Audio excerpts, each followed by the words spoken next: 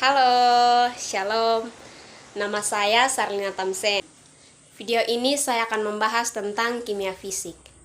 Kimia fisik adalah studi tentang fenomena makroskopis dan partikulat dalam sistem kimia dalam hal prinsip, praktik, dan konsep fisika seperti gerak, energi, gaya, waktu, termodinamika, kimia kuantum, mekanik statistik, dinamika analitik, dan keseimbangan kimia.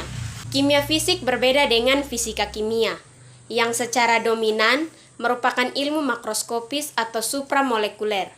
Karena sebagian besar prinsip-prinsip di mana ilmu tersebut didirikan berhubungan dengan massa daripada struktur molekul atau atom saja. Contoh dari kajian kimia fisik yang pertama, listrik statis, yaitu muatan berlawanan menarik tetapi muatan serupa ditolak. Teori ini digunakan untuk menjelaskan beberapa jenis ikatan kimia. Sebagai contoh, ia dapat diterapkan pada ion.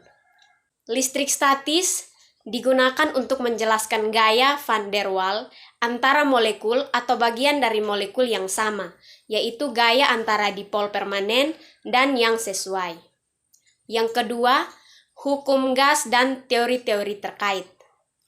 Misalnya, hukum Boyle, hukum Charles, persamaan gas ideal, hukum Dalton tentang tekanan parsial, hipotesis Avogadro, hukum Gay-Lussac, dan lain-lain.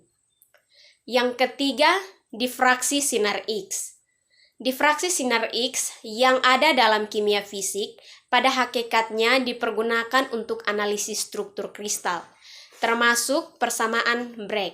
Yang keempat, analisis larutan dan daya larut.